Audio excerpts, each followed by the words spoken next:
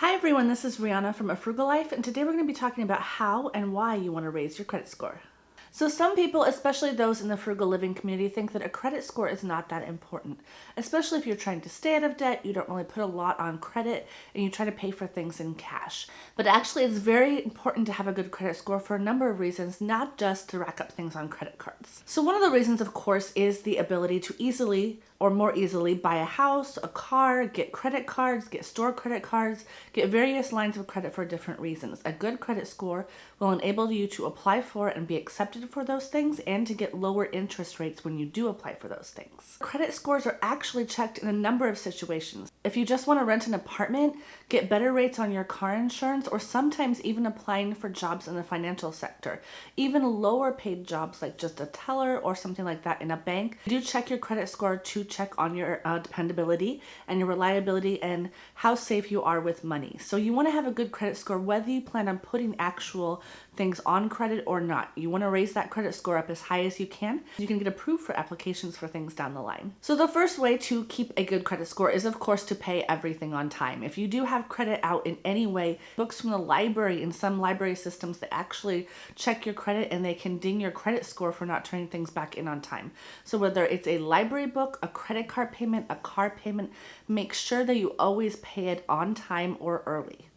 Number two is no matter how much credit you have, never spend more than 30% of your credit line.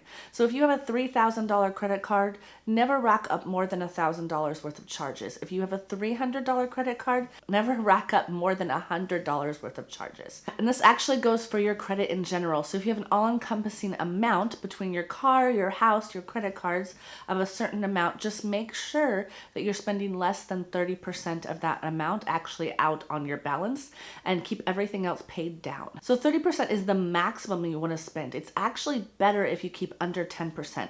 Now don't never spend on credit because that shows that you don't actually use credit, which means you can't actually be dependent on to pay it back. So it's good to put a little bit on credit and then pay it off every month. Make sure you keep it at least under the 30%, if not under the 10% mark. And number three is don't apply for a lot of credit all at once. If you want to apply for several different credit cards, Macy's, Home Depot, Walmart, or if you're just applying for credit at different times, like a car payment, a house, you want to make sure that you spread those applications out over a good period of time. If you apply for a lot of credit month after month, it continues to ding your score lower and lower. So any hard credit score check, like a credit card or a car, will ding your credit by several points. So make sure you don't apply for tons of different things all at once and wait till those fall off your credit score before you apply again. Now, other things like Credit Karma and just checking your credit score for yourself don't typically ding your credit. So it's okay to check your personal credit score, just don't have a lot of other people checking your credit score in order to give you credit. That leads me to number four, which is check your credit score. So you used to have to apply to TransUnion or Experian, wait 30 days for them to send you a credit report in the mail. You could only do it once. If you did it more than once, you had to pay $10 or $15 every single time you checked your credit score. And it was frankly just a nightmare to keep track of your credit score and your credit report. Now you can go on things like Credit Sesame and Credit Karma and fill out an application, fill out a membership. It's totally 100% free, and you can continue to check your score every day if you want to. So you can keep really good track of what your credit score is. So I actually recommend Credit Karma. They're my favorite. They don't charge you anything. It's safe to apply for them. I will put the link down below. I don't get any credit for it. It's just the one that I use, and I check my credit score every week. My husband also checks his credit score every week, and doing this, he has enabled himself to raise his credit score from 500 to over 700 in less than 2 years.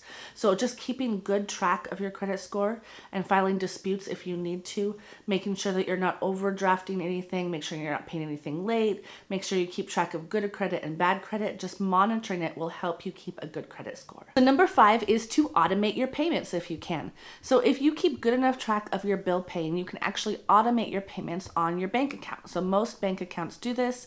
If they don't, usually the person that you need to pay the bills to, like PG&E or the water company, will do this. If you automate it to come out when you get your paycheck, then then you're guaranteed that it's on time every time. So not only are you not paying late fees, but you're never dinging your credit for bad or late payments. Number 6 is how to get a good credit score. So if you've never had credit, it's almost impossible to get an application approved for any sort of credit.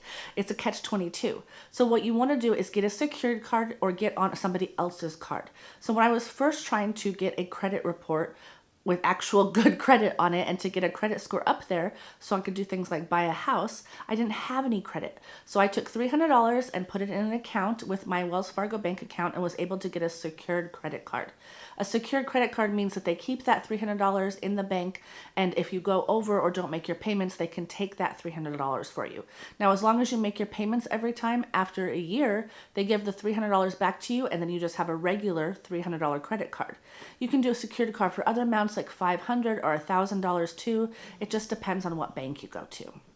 So the other thing you can do is, if you have somebody willing to trust you, is to get on their credit.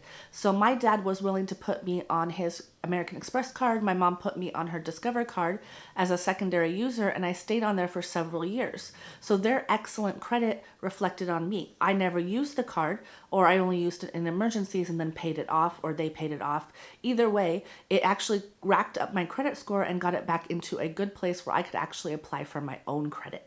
So now my husband and I do that as well. If we have a credit card, we put each other on the credit card. That way our good credit reflects on each other, and we share a good credit report and a good credit score.